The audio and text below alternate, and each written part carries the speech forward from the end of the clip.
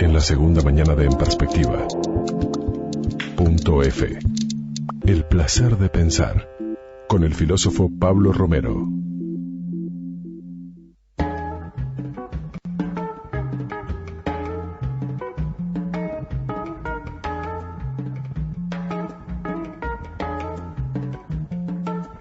Pablo, bienvenido para abrir una nueva columna, en este caso de filosofía, para pensar las próximas semanas, entre otras cosas, volviendo a los clásicos y mirando qué vigencia tienen. Bueno, muchas gracias, Gonzalo, por la posibilidad del espacio. Bueno, sí, toda historia tiene un comienzo, como lo tiene en este momento la columna de Punto F. Y bueno, la historia oficial de Occidente también tiene un comienzo, que está en estos clásicos, en donde tenemos ya de entrada en esa época un trío fundacional y fundamental como Sócrates, Platón y Aristóteles, que además están vinculados entre sí por un vínculo de maestro y discípulo. Y bueno, la tradición filosófica occidental comienza en la antigua Grecia. ¿Es Grecia el lugar del arranque? ¿Vos lo que dijiste? ¿La historia oficial recoge...? Es la historia oficial, en el sentido, la primera vez que aparece el término filosofía es sobre finales del siglo VI antes de Cristo, aparece con Pitágoras. Famoso también por el área matemática. Lo deben haber probablemente sufrido o disfrutado más de uno con el teorema de Pitágoras. Claro. Bueno, él tenía precisamente ese trabajo que venía más en la esfera de la matemática. Él está 20 y pico de años en Egipto, cuando vuelve en contacto particularmente con Babilonia. Cuando vuelve es que por primera vez en una obra muy posterior, Cicerón recoge la idea de que Pitágoras se plantea, cuando le preguntan cuál es su tarea, él dice, bueno, yo soy filósofo. Y es la primera vez que aparece en la historia del pensamiento occidental este término. Pero es la unión de dos términos que ya existían. Es la unión de dos términos que ya existían. Bueno, filosofía es filo de amor y sofía de sabiduría. En Homero, las obras homéricas, también ya el concepto, por ejemplo, el de sabiduría, el de sofía, el de sofos o sofía, ya había aparecido. Es la primera vez que aparece esta vinculación entre amor por la sabiduría, ¿no? La tarea del filósofo iba en este sentido, ¿no? De un contacto con la sabiduría que tenía que ver como un fin de orientar la vida, ¿no? La sabiduría en el sentido de la construcción individual de la propia vida y de la polis. Pero es la primera vez que aparece, ¿no? Quizás se instala oficialmente la filosofía, en tanto este término aparece recogido. Y bueno, en este periodo, que se dio como lo comenzamos hacia finales del siglo VI, y se prolonga generalmente esa historia oficial, recoge una prolongación hasta la decadencia del Imperio Romano, que es en el siglo V después de Cristo, y se suele dividir en 4 periodos, que es el de la filosofía presocrática, que va de Tales de Mileto hasta Sócrates. Quizás tenemos ahí con Sócrates el primer giro antropológico, en el sentido que ahí sí... Pone al hombre como centro. Ahí sí directamente aparece el hombre y su contacto con la polis y los problemas de las polis. Y bueno, luego tenemos este trío, esta delantera filosófica envidiable, que es y que de alguna manera marca al menos los 2 periodos, que son el periodo de Platón, el de Aristóteles, y el último periodo ya es considerado el periodo post-aristotélico o helenístico. Pablo, ¿y qué pasaba antes de que Sócrates mire al hombre? ¿A qué miraban los filósofos? Bueno, había en el periodo que es presocrático había una filosofía más naturalista, ¿no? O sea, había un contacto más, el vínculo, quizás aquellas primeras miradas hacia la naturaleza, en donde hay una propuesta de los filósofos previos a Sócrates más de entender la naturaleza, y bueno, ellos planteaban lo que se llamaba el arjé, ¿no? Aquel como un concepto fundamental y fundacional que ellos veían que estaba puesto en la naturaleza y no en el hombre, ¿no? El giro quizás importante va en ese sentido, y previamente se recoge la época mítica, ¿no? O sea, los mitos explicando esa realidad en el que el hombre reinaba también el asombro, que de alguna manera es el disparador de lo filosófico.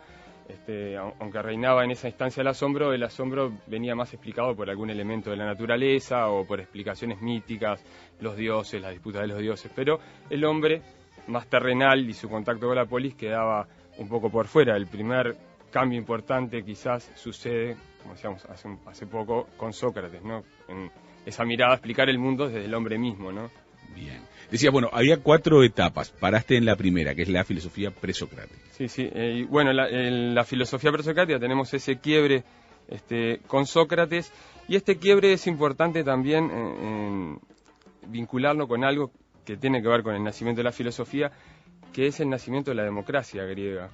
Democracia y filosofía van de la mano, están unidas en su nacimiento, y si bien uno tiene esa idea de la democracia griega un tanto mítica, la democracia griega, si la comparamos con las democracias actuales, en ese entonces la ciudadanía era un 10%, lo que pasa que, o sea, quienes ejercían los derechos políticos y de participación eran muy pocos, realmente muy pocos. Lo que pasa es que supone un salto cualitativo importante respecto de lo que anteriormente se conocía, y se tiene la posibilidad del contralor, y junto con la democracia nace entonces finalmente los primeros atisbos de libertad de pensamiento, ¿no? De libertad de expresión.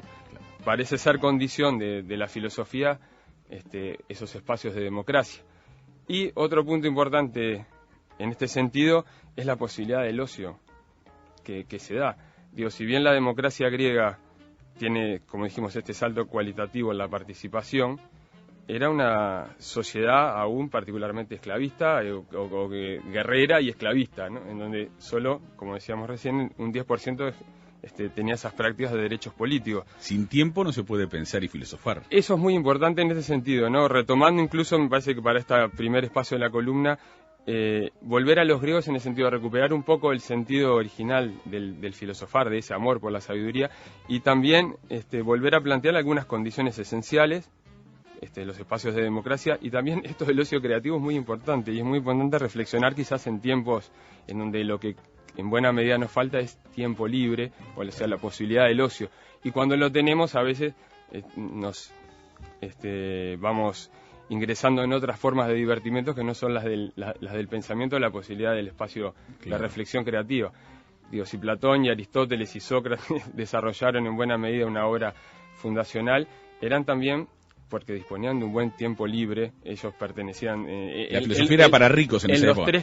En los tres casos pertenecían a familias aristocráticas con un buen pasar económico, tenían la posibilidad del filosofar.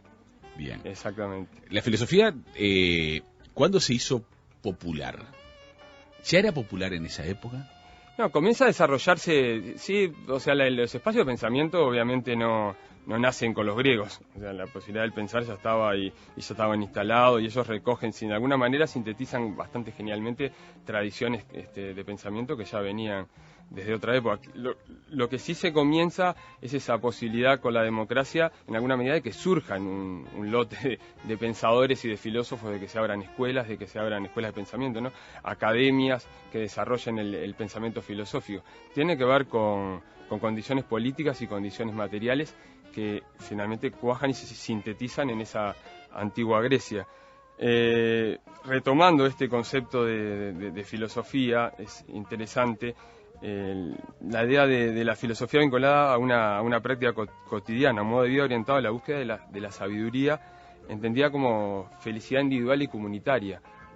Y en este sentido es que quería plantear el regreso al planteamiento originario de la filosofía, que era eso, ¿no? El vivir sabiamente en lo individual y en lo comunitario, que un poco en nuestros tiempos se ha ido también desdibujando en función de una filosofía que ha terminado planteada más en términos academicistas o profesionales de la filosofía. Para terminar hoy, para un poco ir redondeando, que quisiera traer a colación a Pierre Hadot, que es un filósofo e historiador de las ideas francés, Hadot con H-A-D-O-T, que es un pensador que se ha especializado en el terreno de la filosofía antigua.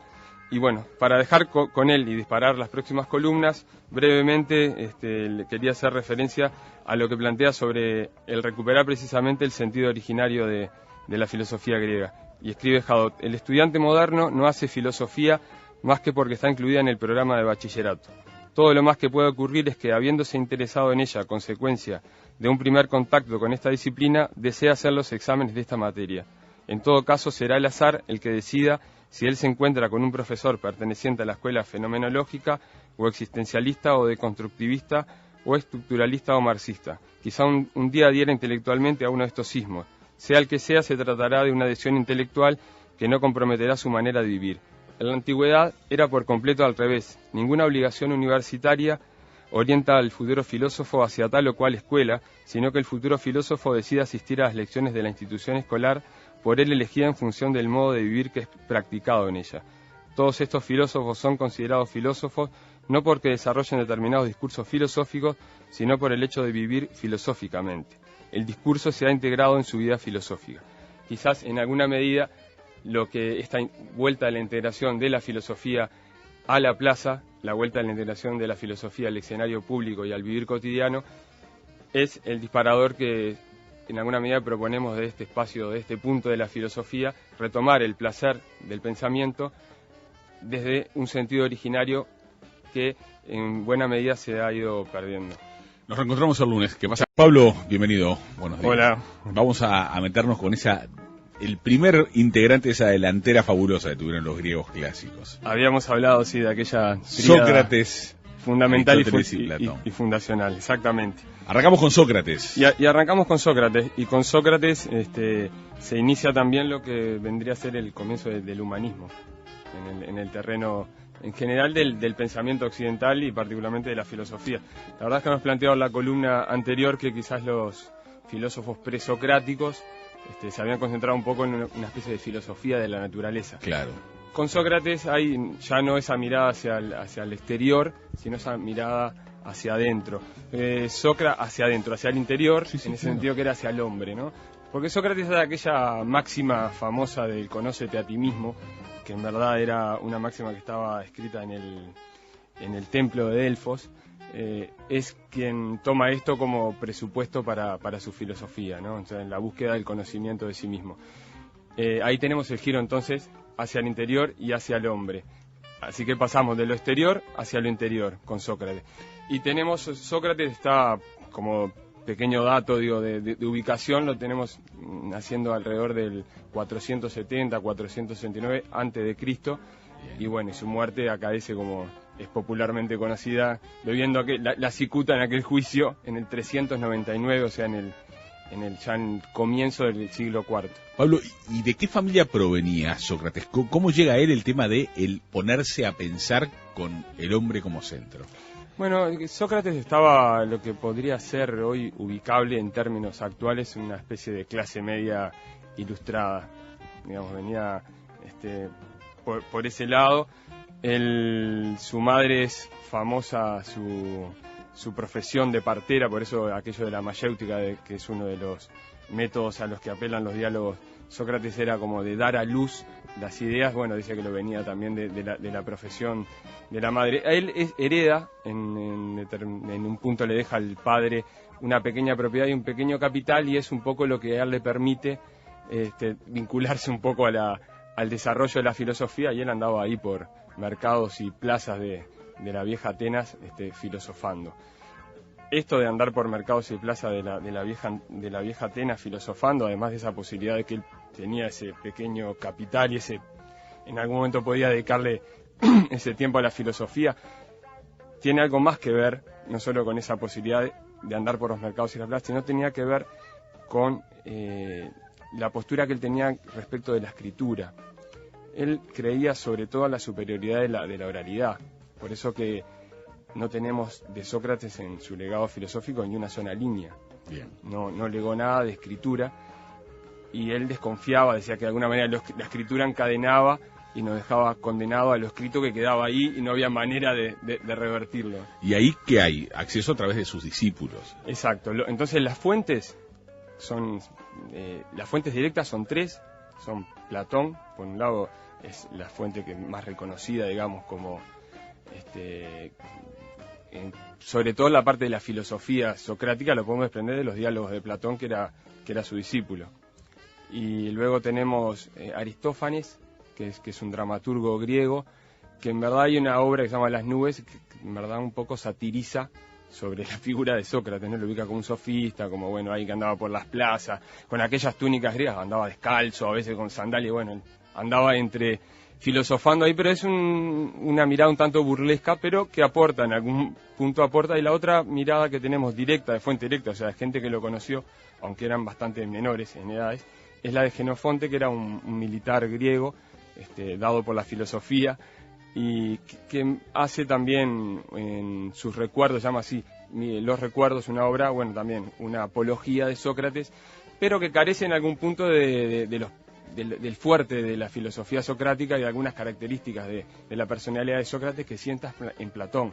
Aunque a Platón también se le acusa en algún punto de haber hecho de Sócrates un personaje de su propia obra literaria y de haber, de alguna manera, subsumido a Sócrates como portavoz de lo que en verdad es su propia filosofía, ¿no? Ese ha sido un punto de discusión, aunque finalmente los eruditos todos dicen, bueno, en verdad el Platón, el Sócrates de Platón en alguna medida tiene que ver con ese Sócrates real. Vale la pena igual recordar esto de que Sócrates no escribió por aquella mención que hizo el expresidente argentino Menem. ¿Se acordán? Estaba leyendo a Sócrates. Aquel disparate famoso. Sí, claro. Sí, no, y te decía que esto de Sócrates, lo de la oralidad por sobre la escritura, era un punto, sí, absolutamente importante.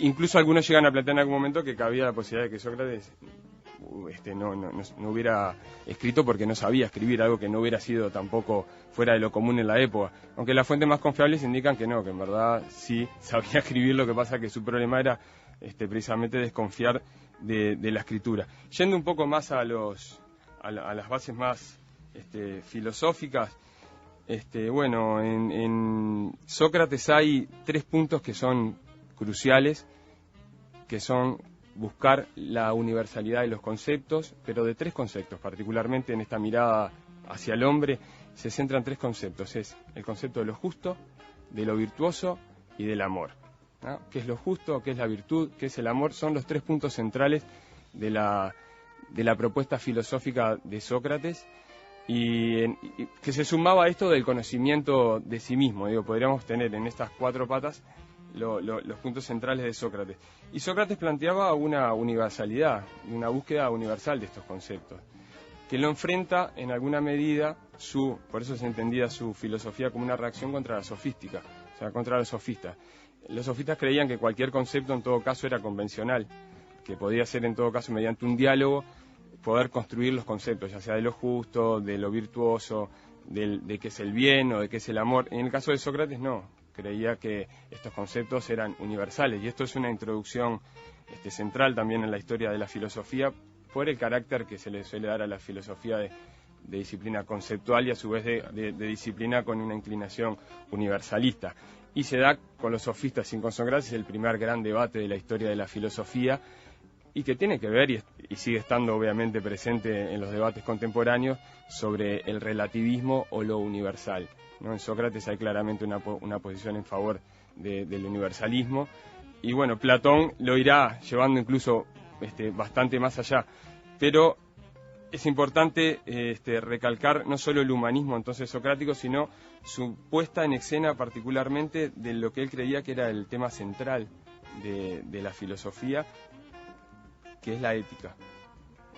Particularmente en Sócrates, en este caso, él creía que lo más importante era plantear y discutir qué era la esencia de la virtud, ¿no? ¿Qué es aquello que consideramos lo virtuoso?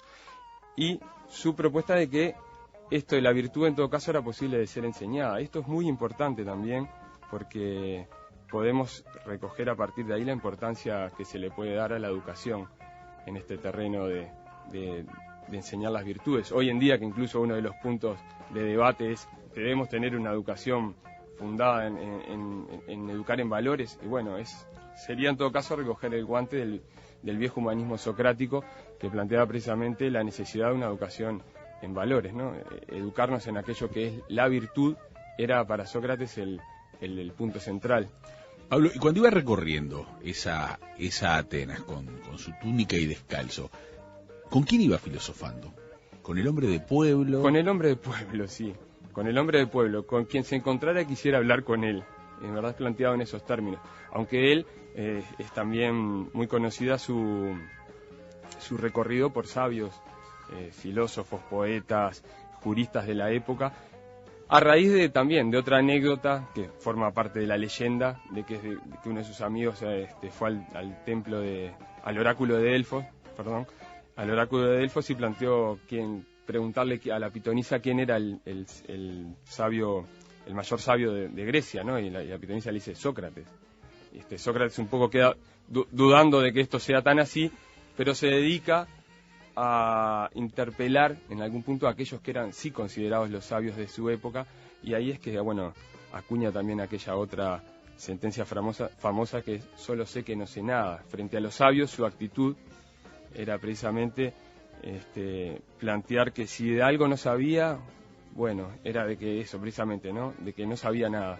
El punto estaba ahí, frente a la actitud de los sabios que precisamente se planteaban en el sentido de que sabían todo, ¿no? Ahí es que él inaugura su método dialéctico fundado en la mayéutica y la ironía socrática, pero ya te digo, tiene ese doble movimiento. Entonces, si bien él iba por las plazas y iba por los mercados de la vieja Atenas discutiendo con el hombre de a pie, digamos, con el hombre común, también se enfrentó a los mayores sabios de la época, que de alguna manera los diálogos socráticos parece ser que los dejó bastante ridiculizados, digo. En todo caso les hizo descubrir aquello de su ignorancia, la gran ignorancia que tenían, ¿no?